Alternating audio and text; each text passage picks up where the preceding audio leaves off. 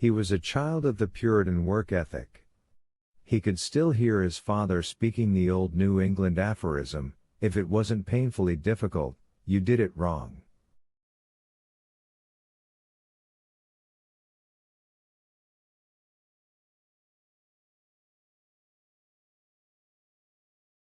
Langdon hoped the saying was false. "I deciphered it," he said, moving faster now.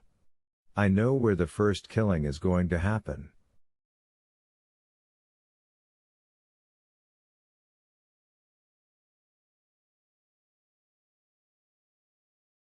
"We need to warn Olivetti." Vittoria closed in on him. "How could you already know?" "Let me see that thing again." With the sleight of a boxer, she slipped a lissom hand into his pocket and pulled out the folio again.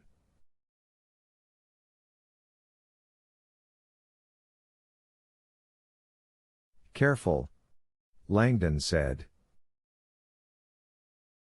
"You can't."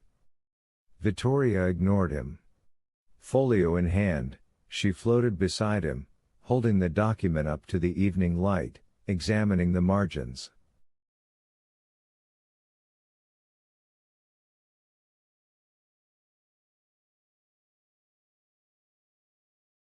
As she began reading aloud, Langdon moved to retrieve the folio but instead found himself bewitched by Vittoria's accented alto speaking the syllables in perfect rhythm with her gait.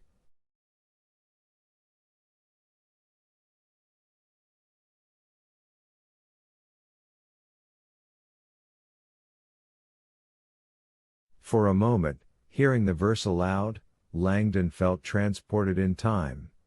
As though he were one of Galileo's contemporaries, listening to the poem for the first time. Knowing it was a test, a map, a clue unveiling the four altars of science.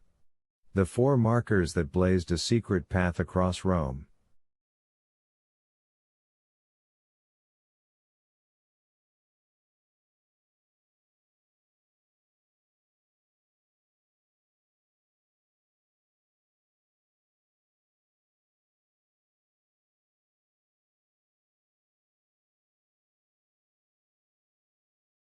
The verse flowed from Vittoria's lips like a song. From Santi's earthly tomb with demon's hole. Cross Rome the mystic elements unfold. The path of light is laid, the sacred test. Let angels guide you on your lofty quest. Vittoria read it twice and then fell silent, as if letting the ancient words resonate on their own.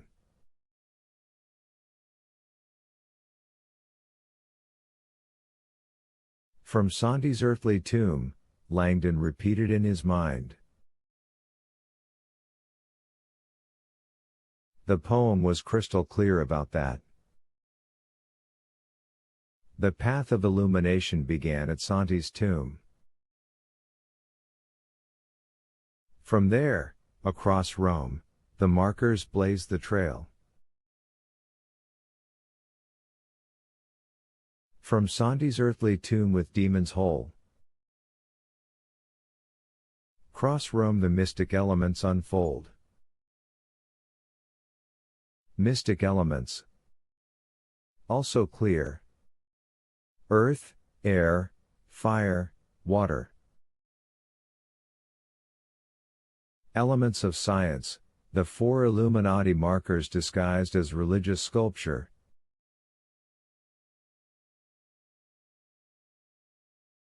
The first marker, Vittoria said, sounds like it's at Santi's tomb.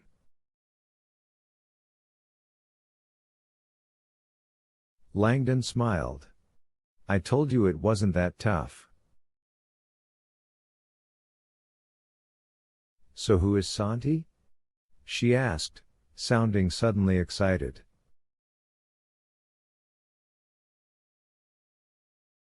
And where's his tomb? Langdon chuckled to himself. He was amazed how few people knew Santi, the last name of one of the most famous Renaissance artists ever to live.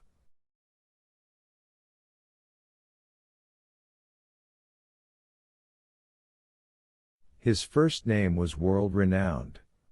The child prodigy who at the age of 25 was already doing commissions for Pope Julius II, and when he died at only 38, left behind the greatest collection of frescoes the world had ever seen.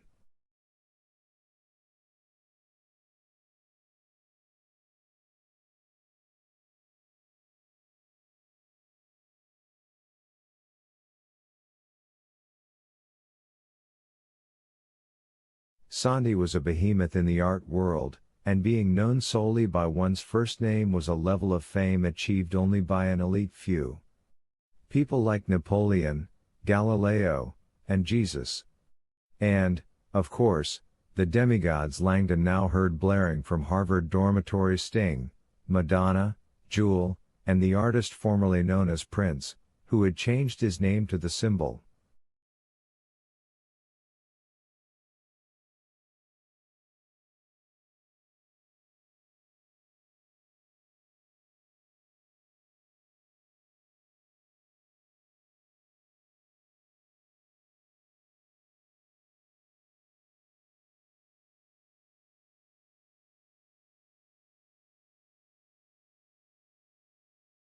Causing Langdon to dub him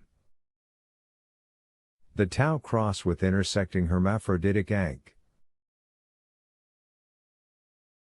Santi, Langdon said, is the last name of the great Renaissance master, Raphael.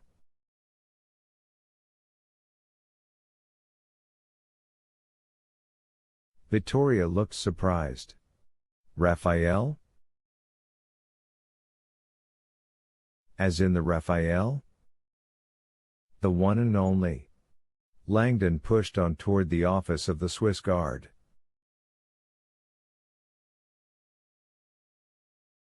So the path starts at Raphael's tomb?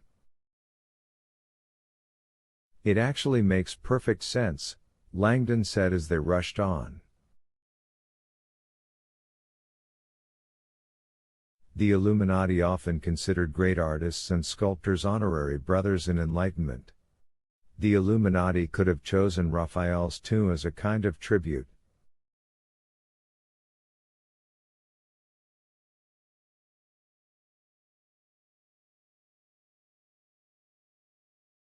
Langdon also knew that Raphael, like many other religious artists, was a suspected closet atheist.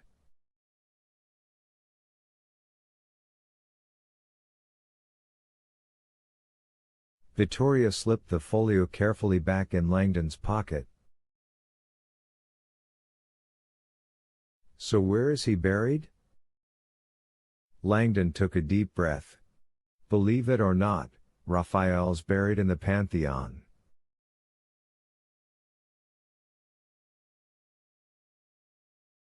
Vittoria looked skeptical. The Pantheon? The Raphael at the Pantheon. Langdon had to admit, the Pantheon was not what he had expected for the placement of the first marker.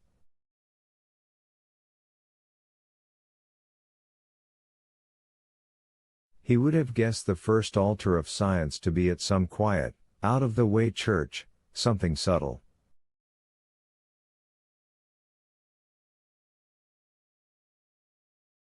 Even in the 1600s, the Pantheon, with its tremendous, whole dome, was one of the best-known sights in Rome.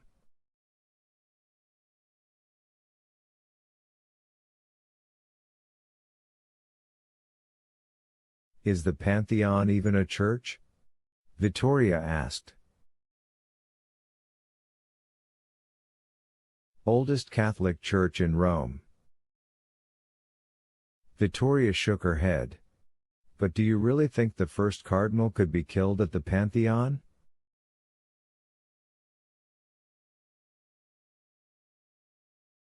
That's got to be one of the busiest tourist spots in Rome.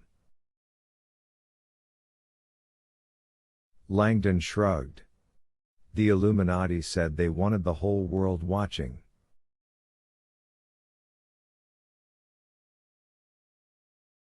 Killing a cardinal at the Pantheon would certainly open some eyes. But how does this guy expect to kill someone at the Pantheon and get away unnoticed?